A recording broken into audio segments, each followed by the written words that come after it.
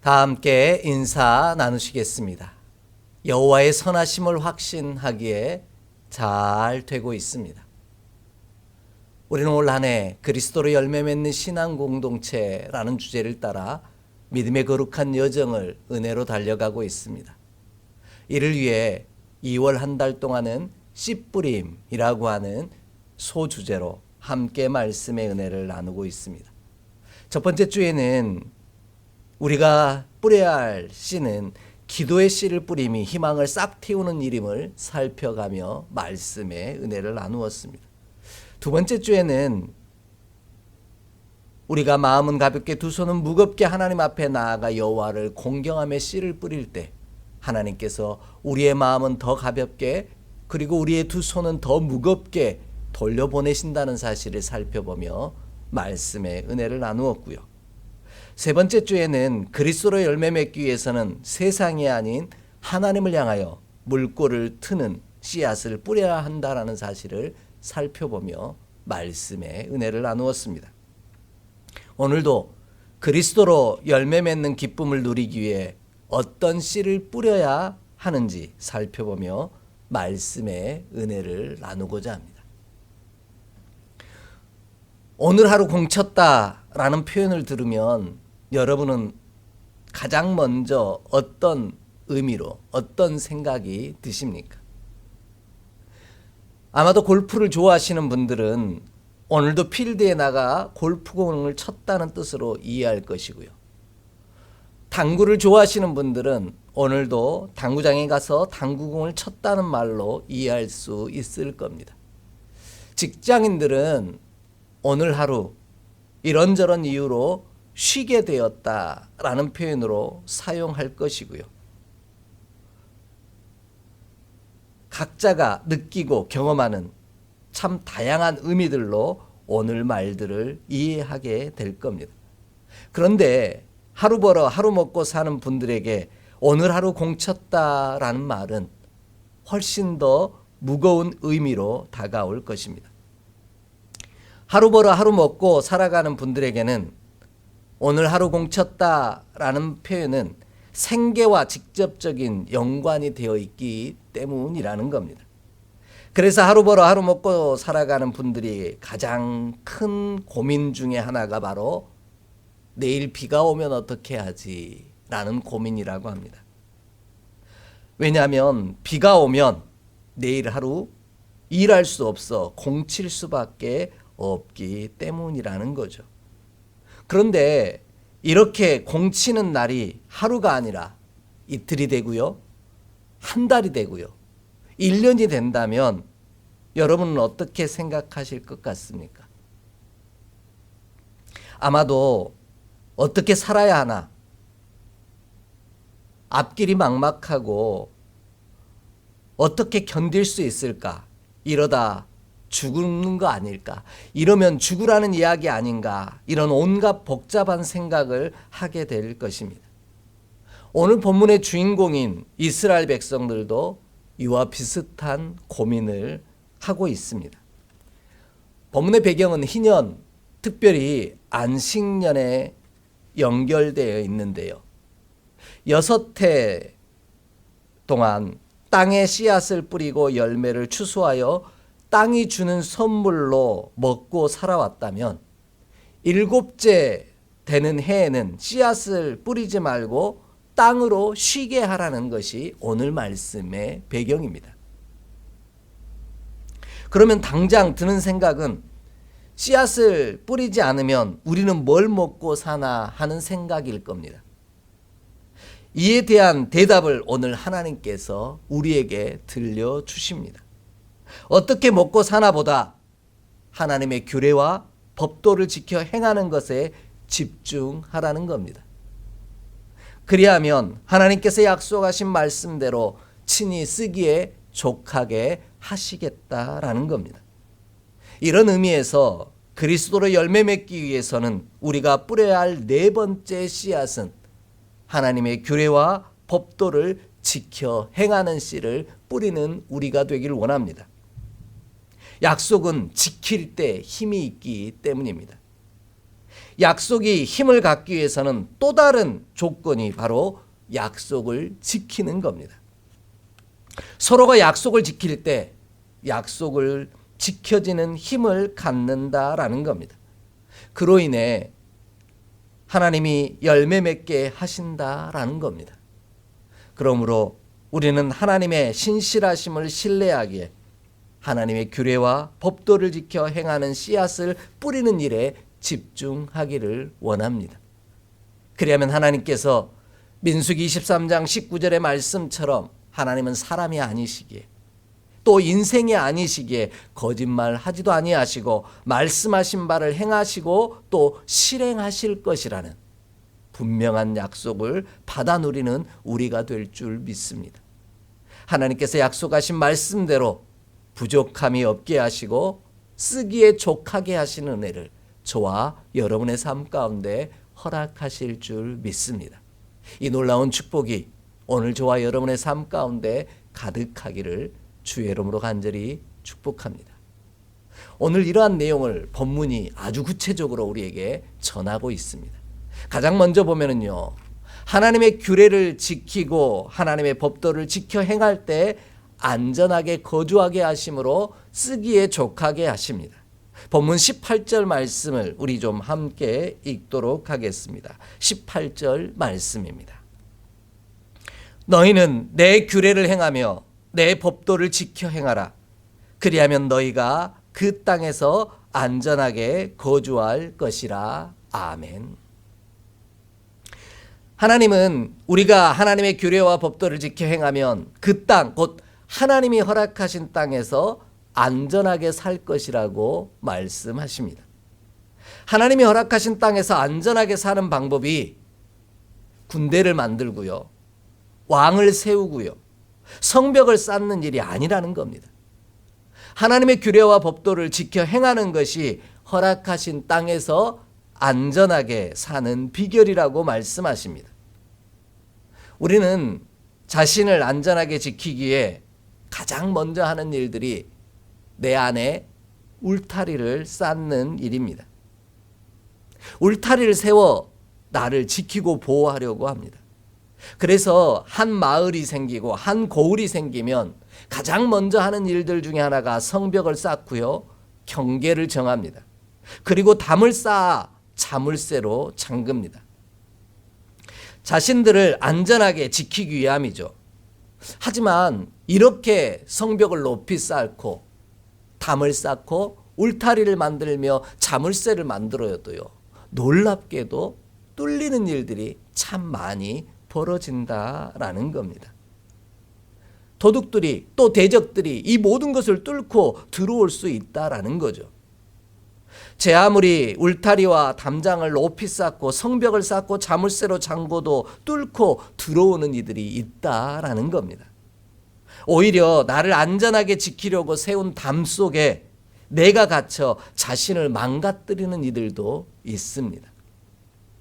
그럼 무엇을 준비해야 우리가 사는 곳에서 하나님이 허락하신 땅에서 안전하게 살 수 있을까요? 그것은 바로 하나님의 규례와 법도를 지켜 행하는 믿음의 씨앗을 뿌리라는 겁니다. 그리하면 하나님께서 약속하신 대로 하나님이 허락하신 땅에서 안전하게 거주할 수 있습니다. 그럼 하나님의 법도와 규례를 지켜 행하면 어떻게 안전하게 살 수 있다는 것일까요? 우리는 보통 안전하다라고 하면요, 위험이 없는 것을 생각합니다. 사고 날 염려가 없는 편안하고 온전한 상태를 안전하다라고 말합니다. 안전하게 거주한다는 것은 그런 의미에서 아무 위기와 아픔이 없이 사는 것을 안전하게 산다라고 생각한다는 것이죠. 그러나 본문이 이야기하는 안전하게 살아간다라는 말은 조금 다른 뜻을 가지고 있습니다. 하나님이 피난처가 되어주신다라는 뜻입니다. 누군가 나의 피난처가 되어질 때 우리는 안전하게 살 수 있다라는 겁니다. 왜냐하면 본문이 안전하게라고 번역하고 있는 단어를 원문 성경에서 찾아보면 베타흐라고 하는 히브리어를 사용하고 있습니다. 그런데 이 단어의 뜻이 바로 피난처라는 뜻입니다. 하나님의 규례와 법도를 지켜 행하는 믿음의 씨를 뿌리면 하나님께서 허락하신 땅에서 친히 피난처가 되어주심으로 안전하게 살게 하신다라는 겁니다.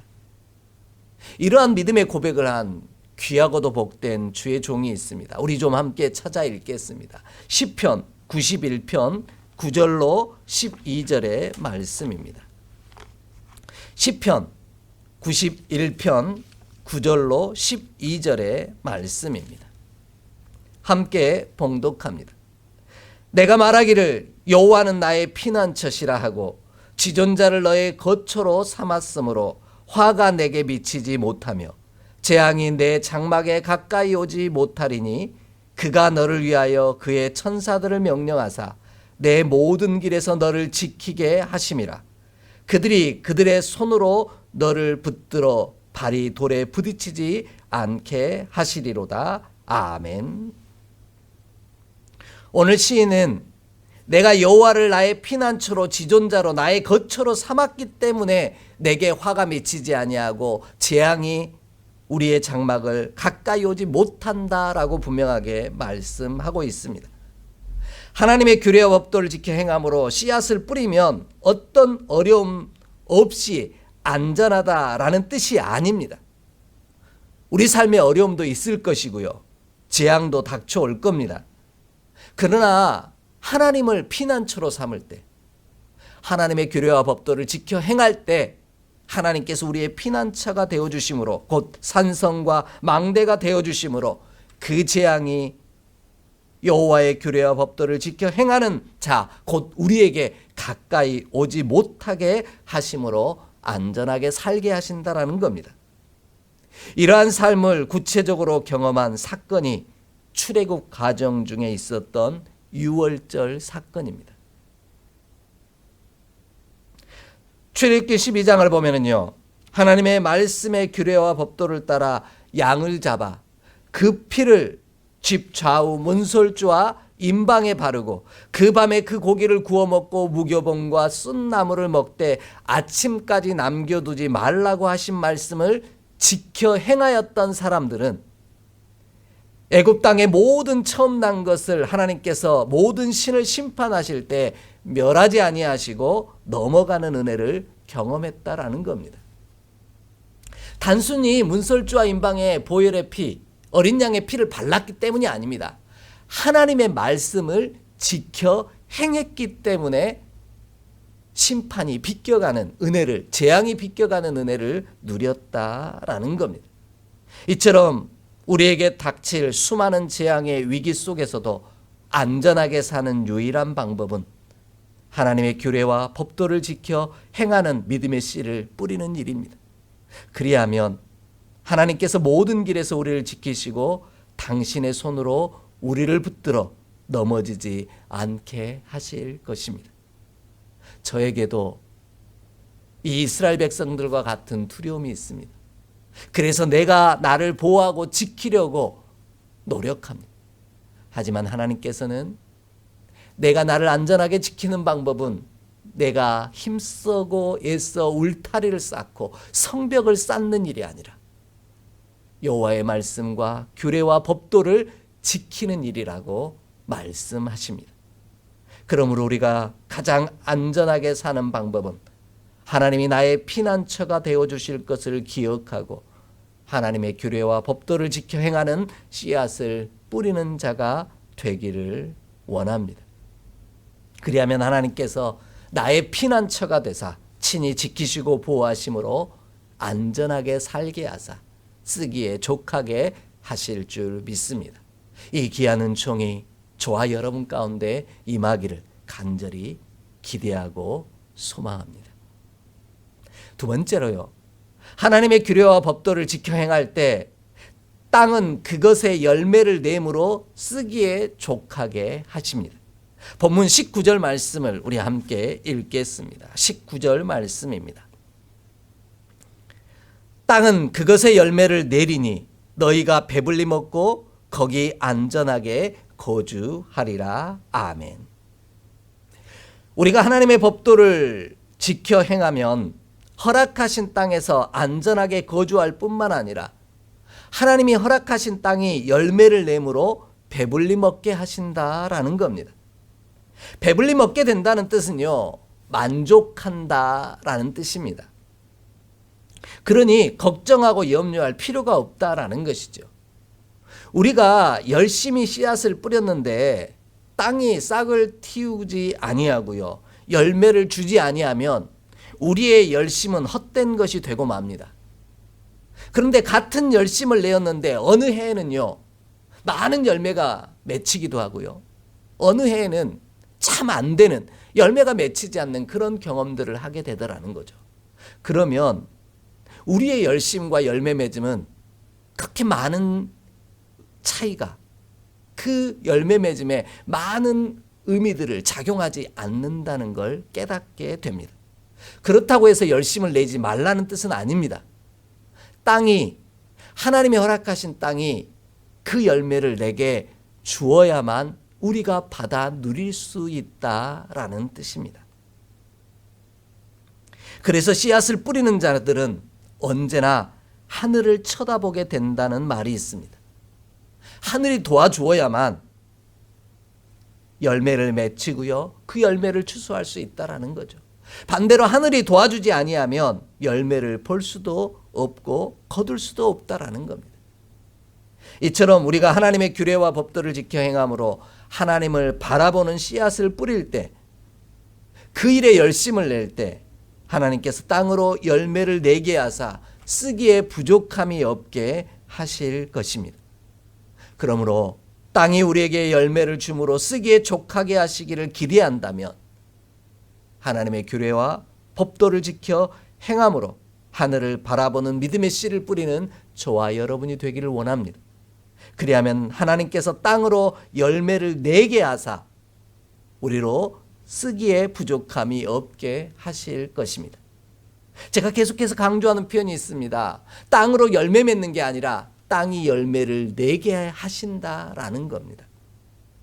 이처럼 땅이 열매를 내고 그 열매로 말미암아 배불리 먹는다는 것은 하나님이 공급하시는 것으로 만족함을 누린다라는 의미입니다. 우리가 하나님의 규례와 법도를 지켜 행하면 하나님께서 피난처가 되어주실 뿐만 아니라 우리에게 공급하여 주심으로 열매를 허락하심으로 만족하게 하신다라는 겁니다. 이처럼 우리가 하나님의 규례와 법도를 지킴으로 하나님께 응답하면 하나님께서도 우리에게 응답하시는데 그 응답하시는 방법이 좀 다르다라는 겁니다. 하나님은 하늘에 응답하시고요, 그러면 하늘은 다시 땅에 응답하고요, 그러면 땅이 이스라엘에게 응답한다라고 말씀하십니다. 그로 인해 열매를 거두게 하신다라는 거죠. 왜 이렇게 설명을 제가 드리냐면 오늘 본문이 얘기하는 땅은 열매를 내리니라고 하고 있는데 이 내리니라고 하는 단어 때문입니다. 성경 원문의 뜻을 쫓아가면 이 단어는 나탄이라고 하는 단어입니다. 나탄이라는 단어는 뭐냐면 주다라는 뜻입니다. 그러니까 우리가 열매를 거두는 게 아니라 뭐예요? 땅이 우리에게 열매를 주는 거라는 거죠. 그러니까 내가 열심을 내면 내 열심의 결과물을 얻는 게 아니라 내 열심을 받은 땅이 내게 응답하여 열매를 내게 주는 것이다, 이렇게 말씀하고 계십니다. 그런 의미에서 열매는 우리가 하나님의 규례와 법도를 지켜 행함으로 응답할 때 허락하시는 하나님의 응답의 선물이라는 겁니다. 그래서 우리는 그 주신 것에 감사하며 살아가는 것이죠. 당연한 것이 아니라는 말씀입니다. 이러한 사실을 호세아서가 우리에게 분명하게 증거하고 계십니다. 함께 찾아 읽어봅니다. 호세아 2장 21절로 23절의 말씀입니다. 호세아 2장 21절로 23절의 말씀입니다. 함께 봉독하겠습니다. 여호와께서 이르시되 그날에 내가 응답하리라. 나는 하늘에 응답하고 하늘은 땅에 응답하고 땅은 곡식과 포도주와 기름에 응답하고 또 이것들은 이스라엘에 응답하리라. 내가 나를 위하여 그를 이 땅에 심고 국률이 여김을 받지 못하던 자를 국률이 여기며 내 백성 아니었던 자에게 향하여 이르기를 너는 내 백성이라 하리니 그들은 이르기를 주는 내 하나님이시라 하리라 하시니라. 아멘. 우리가 그날 곧 하나님으로께 응답함으로 돌이켜 우상을 떠날 때 하나님의 규례와 법도를 지켜 행하면 하나님께서도 우리에게 응답하사 하나님은 하늘에 응답하시고 그리하면 하늘은 땅에 응답함으로 땅은 곡식과 포도주와 기름으로 이스라엘에게 우리에게 응답한다라고 분명하게 말씀하십니다. 우리가 하나님의 규례와 법도를 지켜 행함으로 응답할 때 하나님께서도 응답하사 허락하신 것들로 배부르게 하신다라는 의미입니다. 이처럼 성경은 땅이 우리의 영향을 받는다, 믿음의 백성의 영향을 받는다라고 분명하게 표현합니다. 미가서 7장 13절 말씀을 보면 불의한 백성들로 말미암아 땅이 황폐하게 된다라고 말씀합니다. 그러면 의롭고 순전한 백성들을 통해서는 땅이 풍성해지는 복을 누린다라는 의미이기도 합니다. 사람의 행위의 열매로 말미암아 땅이 풍성하기도 하고 황폐하기도 한다라는 것이죠. 그러므로 우리로 말미암아 우리가 거주하는 땅이 풍성함으로 은혜를 받아 누리기를 원한다면, 우리가 만족하기를 원한다면 하나님의 말씀의 규례와 법도를 지켜 행함의 씨를 뿌리는 저와 여러분 되기를 원합니다. 그리하면 하나님께서 우리가 거주하는 땅으로 풍성하게 하사 귀한 열매를 내게 하심으로 말미암아 우리로 배부르게 하실 줄 믿습니다. 만족하게 하실 줄 믿습니다. 쓰기에 족하게 하시는 놀라운 은혜를 저와 여러분에게 허락하실 줄 믿습니다. 이 놀라운 은총이 예배하는 우리의 삶 가운데 온전히 주의 규례와 법도를 지켜 행함의 씨를 뿌리는 우리 가운데 이루어지기를 주의 이름으로 축복합니다. 마지막으로요, 하나님의 규례와 법도를 지켜 행할 때 심지도 못하고 소출을 거두지도 못해도 쓰기에 족하게 하십니다. 오늘 본문 20절로 22절을 함께 읽겠습니다. 오늘 본문 20절로 22절입니다. 함께 봉독합니다. 만일 너희가 말하기를 우리가 만일 일곱째 해에 심지도 못하고 소출을 거두지도 못하면 우리가 무엇을 먹으리요 하겠으나 내가 명령하여 여섯째 해에 내 복을 너희에게 주어 그 소출이 3년 동안 쓰기에 족하게 하리라. 너희가 여덟째 해에는 파종하려니와 묵은 소출을 먹을 것이며 아홉째 해에 그 땅에 소출이 들어오기까지 너희는 묵은 것을 먹으리라. 아멘. 하나님의 규례와 법도를 지켜 행하면 때를 따라 준비하시는 하나님의 은혜를 누릴 수 있다라고 말씀하십니다. 우리는 수고하고 땀 흘려 심지도 않고 소출을 모으지도 아니하면 먹지 못하고 배부르지 못할 것이라는 두려움 속에 살아갑니다. 그로 염려하며 오늘을 살아갑니다. 그래서 하나님의 규례와 법도를 지켜 행하는 일에 집중하기보다 수고하고 땀 흘려 심고 소출을 거두고 모으는 일에 힘을 쏟으며 살아갑니다. 우리가 보통 하는 이야기가 있죠. 먹고 살기 위해 먼저 그 일에 집중한다라는 겁니다. 힘을 쏟는다라는 것이죠. 그러나 우리가 아무리 수고하고 땀 흘려 심고 소출을 모으는 일에 힘을 집중한다고 할지라도 늘 부족함을 느끼고요, 늘 모자람을 느끼며 살아갑니다. 하나님은 우리가 심고 소출을 거두는 일에 집중하지 않아도 쓰기에 족하게 하신다라고 분명히 말씀합니다. 그래서 하나님은 이렇게 말씀하시죠. 사람이 떡으로만 사는 것이 아니라 하나님의 입에서 나오는 말씀으로 말미암아 산다라고 분명하게 말씀하십니다. 모자람도 없게 하신다라는 것이고요, 우리가 심고 소출을 거두는 일에 집중하지 않아도 쓰기에 족하게 하신다라고 말씀하십니다. 이를 위해 하나님의 규례와 법도를 지켜 행하는 일에 집중하고 힘을 쏟으라는 겁니다. 그리하면 하나님께서 명령하사 여섯째 해에 복을 주사 소출을 많게 하사 심지도 못하고 소출을 거두지도 못할 3년 동안 쓰기에 부족함이 없게 하신다고 약속하십니다. 다시 심고 소출을 거두게 될 9째 해까지 모자람이 없게 하신다라는 뜻입니다. 그래서 예수님은 마태복음 6장 31절 이하에서 염려하여 이르기를 우리가 무엇을 먹을까, 무엇을 마실까, 무엇을 입을까 염려하지 말라고 말씀합니다. 그러면서 먼저 그의 나라와 그의 의를 구하라고 말씀하시죠. 그리하면 이 모든 것을 너희에게 채우신다라고 분명하게 말씀합니다. 우리에게 필요한 것이 무엇인지를 하나님께서 다 알고 계신다라고 약속하십니다.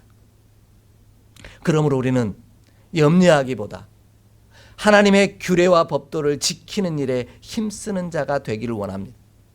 그리하면 하나님께서 때를 따라 필요한 것들로 우리에게 공급해 주실 것입니다. 안식년으로 인해 올 한 해는 공쳤다고 여겨질 때, 그래서 먹고 살 길이 막막하다고 생각할 때 하나님께서는 하나님의 복을 먼저 우리에게 부어주사 그 공쳤다라고 여기는 순간까지 쓰기에 족하게 하신 은혜를 허락하신다라는 겁니다. 그러기에 두렵지만 염려되지만 오늘 저와 여러분이 하나님의 규례와 법도를 지키는 일에 힘쓰고 집중하는 저와 여러분 되기를 원합니다. 달리 말하면 안식년 안이 공치는 날들 가운데서도 염려하지 말라고 위로하고 계십니다. 하나님은 당신의 법도와 규례를 지키는 자들에게 하느님의 복을 주사 쓰기에 족하게 하신다라는 겁니다. 다시 씨를 뿌리고 소출을 거두어 드리는 그때까지 모자람이 없게 하신다라는 겁니다. 이렇게 말씀드리면 우리는 우리 마음속에 아마 그렇게 생각이 들 겁니다. 무슨 말도 안 되는 소리를 하는 것일까 생각할지도 모릅니다. 하지만 이스라엘 백성들에게는 이러한 구체적이고도 실제적인 경험이 있습니다. 체험을 통해 이 말씀이 어떤 의미인지를 깨달아 알게 하신 사건이 있습니다. 그것이 바로 만나와 메추라기 사건입니다. 우리 좀 찾아 읽어볼까요? 출애굽기 16장 22절로 24절의 말씀입니다. 출애굽기 16장 22절로 24절의 말씀입니다. 함께 봉독합니다. 여섯째 날에는 각 사람이 갑절의 식물 곧 하나에 2오멜씩 거둔지라. 회중의 모든 지도자가 와서 모세에게 알림해 모세가 그들에게 이르되 여호와께서 이같이 말씀하셨느니라. 내일은 휴일이니 여호와께 거룩한 안식일이라. 너희가 구울 것은 굽고 삶을 것은 삶고 그 나머지는 다 너희를 위하여 아침까지 간수하라. 그들이 모세의 명령대로 아침까지 간수하였으나 냄새도 나지 아니하고 벌레도 생기지 아니한지라. 아멘. 출애굽기 16장 전체를 보면요, 하나님께서는 먹을 것이 아무것도 없었던 이스라엘 백성들에게 매일매일 만나와 메추라기를 공급하십니다. 주셨다라는 거죠. 한 사람의 한 오멜씩 사람의 수요대로 거두라고 말씀하십니다. 그러자 이스라엘 백성들은 말씀대로 만나를 거두었는데 부족함이 없었음을 경험했죠. 그런데 그들 중에는 내일에 대한 염려가 있었던 이들이 있었습니다. 내일은 못 먹고 살지. 그래서 남겨두었더니 어떻게 되었죠? 냄새가 나고 벌레가 생겨 먹을 수 없는 사건이 벌어졌다라는 겁니다. 그런데 이스라엘 백성들에게 위기가 찾아왔습니다. 그것은 바로 안식일입니다. 하나님을 예배해야 할 거룩한 날입니다. 우리에게도 이 날이 위기가 될 때가 있지 않습니까? 이 날을 공치고 빼고 하나님을 예배해도 먹고 사는 일이 가능할까? 참 많은 고민과 염려가 저와 여러분에게도 분명히 있습니다. 이스라엘 백성들에게도 마찬가지였다라는 겁니다. 안식일에는 아무것도 하지 말라고 이미 말씀하셨기 때문이죠. 하나님만 예배하라고 말씀하셨기 때문입니다. 당연히 하루 거두어 하루 먹고 살아가는 이스라엘 백성들에게는 안식일이 되는 것이 걱정이었을 것입니다. 오늘 하루 공치면 살아갈 수 없다고 생각했을지도 모릅니다.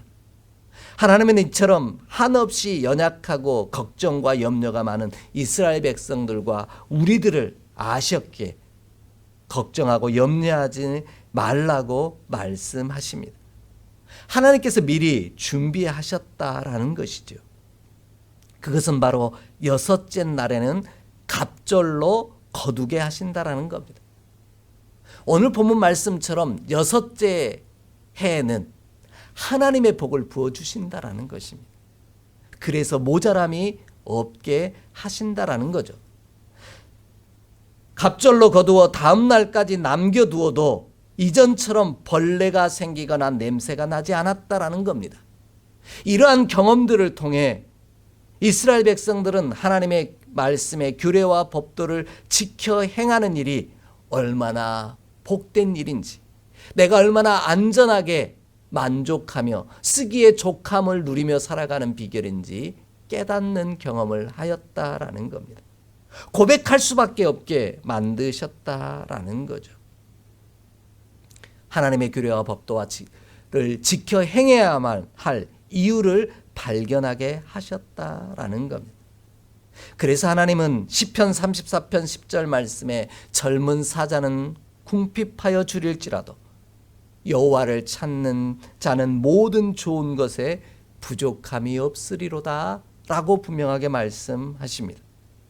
그러므로 우리도 하나님의 규례와 법도를 행함으로 내가 준비하는 삶이 아니라 하나님이 준비해 주시는 삶을 사는 복을 누리길 원합니다.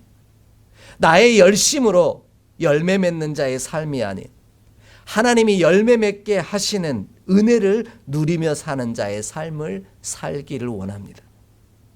그리하면 쓰기에 족하게 하시는 하나님의 약속의 성취와 그 기쁨을 우리로 맛보아 알게 하실 것입니다.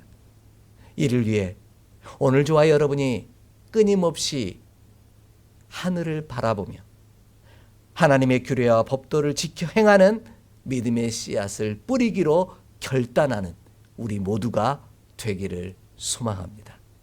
그리하면 하나님께서 약속하신 대로 우리가 약속을 지킬 때 그 응답하심의 놀라운 축복을 저와 여러분의 삶 가운데 허락하실 줄 믿습니다.